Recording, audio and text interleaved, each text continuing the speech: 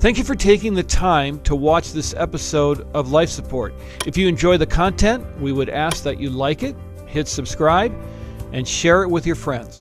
Hey, thanks for joining us on Life Support. What we do on this program is we want to talk a lot about Jesus and his redemptive power, and we want to tell stories about how he's entered difficult places in lives and really made a difference. And I'm so glad you're with us. Our guest today is Diane Storrs. She is the founder and executive director of Door of Hope.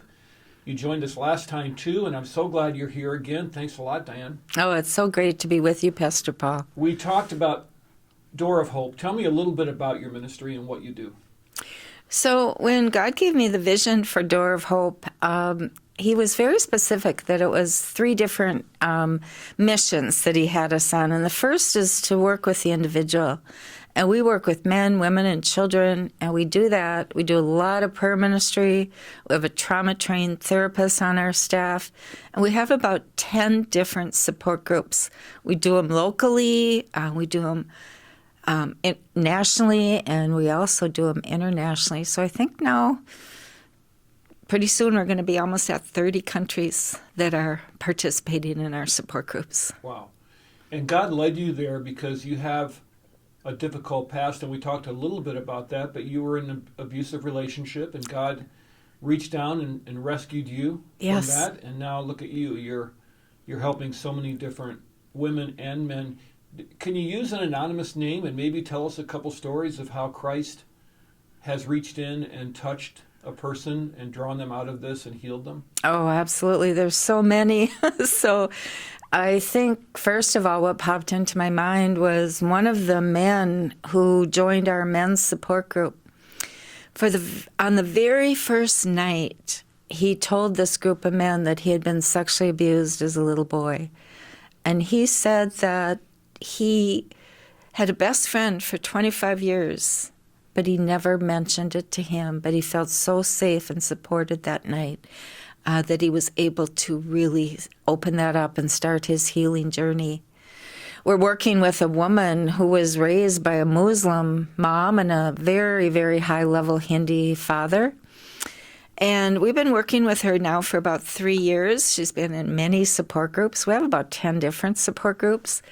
We've been doing inner healing ministry with her. One of our volunteer therapists has been working with her, and she has changed. She's been able to lay down all of the offense she's been carrying. Jesus has been healing the hurt, and she is now taking our curriculum and bringing it into the brothels. I don't know how God is giving her favor for that. Wow. But one of our last prayer sessions with her, as she was really able to release this offense to Jesus and receive his grace, she was jumping around her room all of a sudden screaming, "He healed my back. This is real. He healed my back." So not only was she being healed spiritually, emotionally, but she received a physical healing from him as those burdens were lifted off of her. That's really powerful. Very powerful. And you mentioned a man, and you told us last time, I believe, 1 in 5 men? 1 in 5 men have been sexually abused as little boys, and 1 in 7 men have been victims of domestic violence. Wow. There's not many places. The church is no different. Not at all. So when you look out at your congregation, you need to keep that in mind. Right. Yeah. Yeah. The church is no different in trauma, in abuse, in divorce. Because we live in the same world. That's right. And we're all under the curse of sin. Yes. And organizations like yours are helping people navigate that. And, sometimes when I get bitter or angry at people that are doing bad things, I have to remember that right. We're just in a broken world. Right. And it's very difficult to navigate that. Yeah. What kind of needs does your organization have right now? You said you're expanding. You've got a number of support groups going on. What exactly can we pray about that you're looking for? Or maybe somebody who's got experiences listening right now and wants to contact you. Well, we are looking for a female trauma therapists right now to bring on staff under contract. We need more support group leaders because our support groups are growing so fast. We're starting now in the Philippines with support groups. We're meeting with leaders in Kenya next week. They want to start our support groups. So we need more trained leaders. And first, we walk everyone through their own healing process. We also need more inner healing prayer ministers. I am probably doing 8 to 10 sessions a week myself. It's not sustainable with everything else. We need more churches to come alongside of us. We have some churches who give us space to do support groups. We have some churches who really encourage their people to come and volunteer. I always say, whatever your gifts are, we can use them. We need more office help. We need event help. So somebody wants to volunteer, you can find a place. Oh, yes. We'll We'll find a place. Give me the website address if somebody's interested. The website is doorofhopeministries.org. Okay. Now, we need to, if you don't mind, go back to your story a little bit, because a lot of people can identify with what you went through. There must have been a time where you felt hopeless, or that year after year, you're stuck in this kind of cycle. What were you thinking when you were in that place, or in the middle of it? That there was no way out. Mm-hmm. And with all my brain training on how trauma affects the brain, when we go through trauma in our amygdala and we get triggered, we're going to fight, we're going to run away, flee, we're going to freeze, or just start complying. I was a freezer. I was never a fighter. And so the abuse got to the point where I just complied. It was basically, I have no voice left, I have no self-respect left. Just do what you would do. So when you were in the midst of it, you must have thought, there's no way out. What were you thinking then, and what kinds of darkness did you find yourself in? Well, beyond the emotional, spiritual, sexual abuse that was happening almost daily, he had also got involved in a lot of occult things. And so our home was really dark. I felt hopeless. I felt helpless. I thought there's no way out. God's not going to like me if I file for divorce.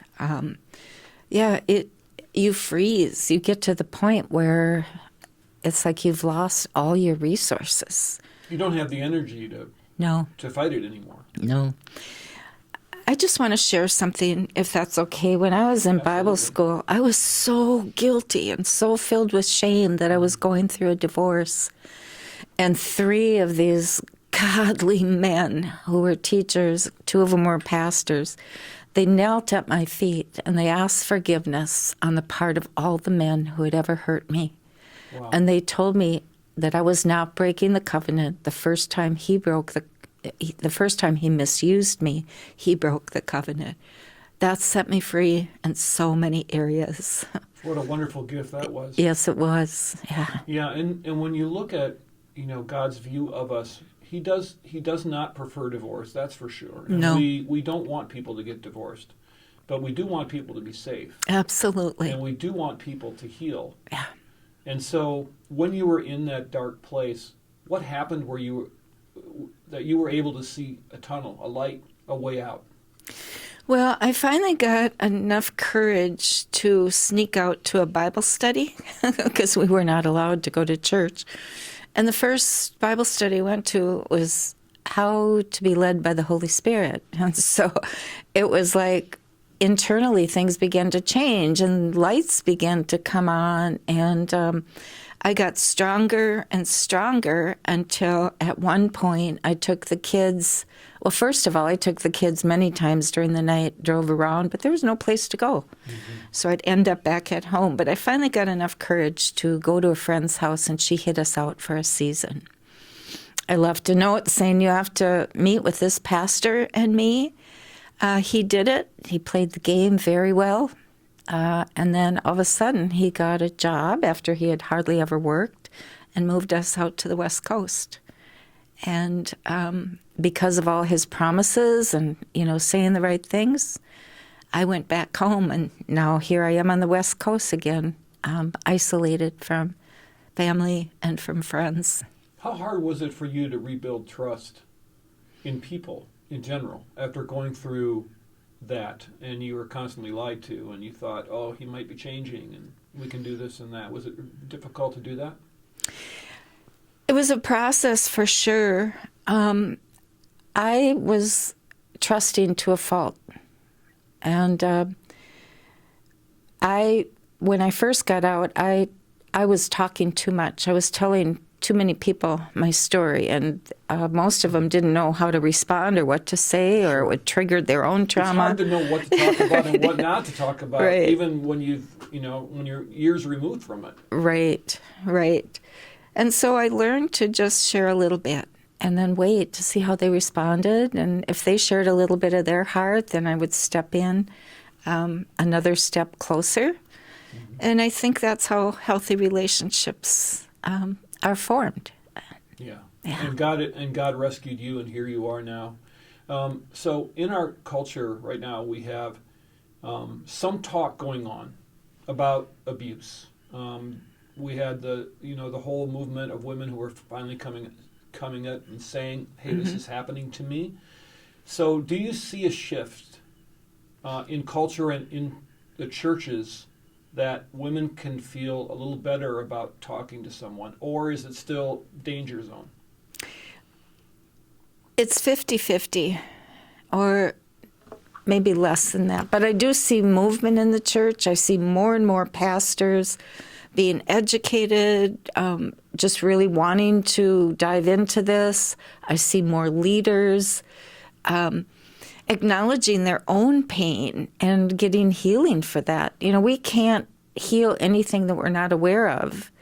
But once God brings that awareness, and I think more people are talking about this, more people are getting the awareness that, well, that's me too. Mm-hmm. I'm still struggling in that area. So thank God it's changing, and it's becoming a safer world to talk about these things. But why wouldn't the church be safe? I mean, what is the fear of leaders that do not want to pursue this when a woman comes forward? Because it seems very antithetical to what we do as pastors. I think it's almost never out of a bad heart. I think it's from a lack of education. It's a lack of understanding. I said in our last time together, there's not hardly any seminaries or Bible schools that teach about trauma. It's an area that's really, really necessary. One of the conferences that we did recently, we had several pastors and leaders there, and I had a handful of these leaders come to me and say, "Oh my goodness, I'm doing some of these things to my family. Mm-hmm. I'm using some of these tactics in my church. I just didn't know." And so Jesus is shining the light on these areas, and we can all be abusive. Yeah. Well, we're in a spiritual war, right? And so there's always an enemy trying to draw us into that, trying to speak lies to us, trying to tell us God doesn't really care, or to please God we have to put up with this. Right. And it sounds like what you're doing is directly running headwind into the enemy's plans. So do you see spiritual warfare going on, and do you see it in the lives of the people that you're working with? Oh, absolutely. Absolutely. And like my experience, I'm working with more people who are coming out of occult situations. I'm working with more women who have been trafficked. The conversations are becoming so much more open in our country. Slowly in other countries, but it's been slow here too. I look back at my parents' generation, nobody talked about anything. Mm-hmm. Yeah. And I think the more open we are and the more transparent we can be, it gives others permission to be transparent. I pastored for 12 and a half years, and we worked as a pastoral team to be really transparent. Our senior pastor every once in a while would talk from the pulpit about how he had been sexually abused as a little boy. Mm-hmm. Another pastor I've worked with went to the pulpit and shared that he had had an affair. After that morning, 6 men came up and said, I have too, and I never told anybody. And so if we're transparent appropriately, we help make that safe place for other people to also start telling their stories. Yeah. And by the way, we're talking with Diane Storrs from Door of Hope. When you train leaders, this is probably part of that training, right? Yes, absolutely. And all of our leaders go through their own healing process first. Because if you don't, I'll just give you an example. One of the leaders in training who just started, she said, how do you hold all these stories? We were in a support group, and she had heard a lot of women's stories, and she said, I feel like my PTSD is starting to kick in again. Well, that's just a sign that she needs more personal healing, because we want to sit with people and be with them in their story, but not take that on. You know, that belongs to Jesus. Yeah. I have a lot of people in my church coming to me and saying, the whole atmosphere here in the Twin Cities just seems very heavy. I don't know what to do with that. Right. And maybe some of what they're experiencing is their own traumas kicking in. Absolutely. I'm working with a woman right now who had gone through some similar things that are happening in the Twin Cities, and she's freaking out. She can't sleep.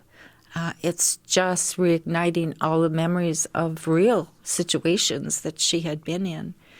But even if it's more subtle than that, it does touch the unhealed places within us. Yeah, and that can be a scary place to be when God starts to probe in there. Right. Somebody needs to reach out listening now. They're struggling. They're realizing that they're in a place that they really don't know what to do. Maybe their trauma's kicking in. Right. And what would you advise they do? Check out our website.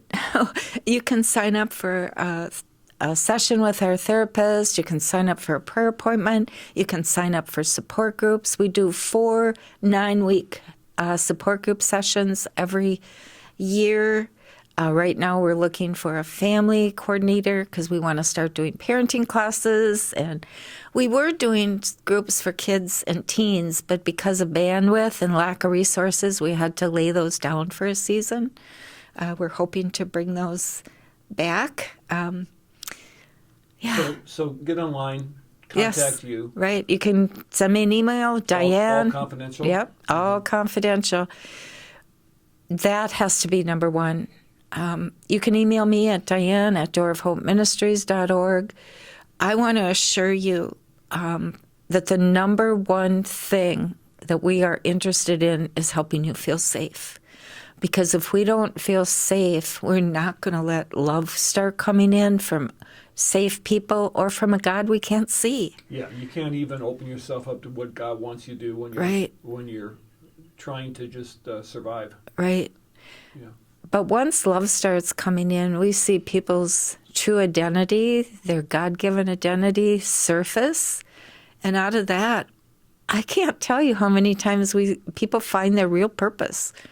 You know, I know for so many years I tried to find my purpose and I didn't even know who I was. Yeah, but you see Jesus work all the time. All the time. From what I'm hearing from you is these are really difficult topics, difficult subjects to deal with, but Jesus shows up and then everything changes. Everything changes.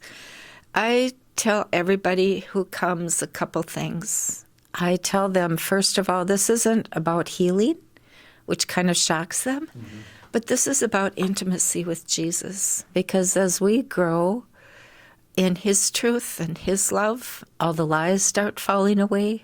You know, we start really knowing how He created us. And the other thing I tell them is, you don't have to trust me. You don't know me. It's up to me to show you I'm trustworthy. And how more is our loving Father like that? He always invites and woos. He never forces or makes us. It's a wonderful message. Many times in churches we are always talking about behavior.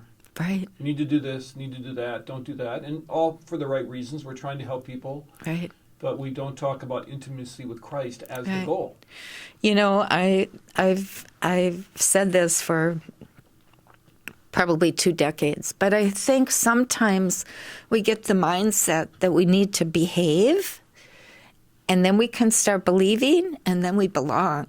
The absolute opposite is true. We already belong because he says we do. Yeah, you don't have to clean yourself up No. before you approach God. No, we come as we are. We belong.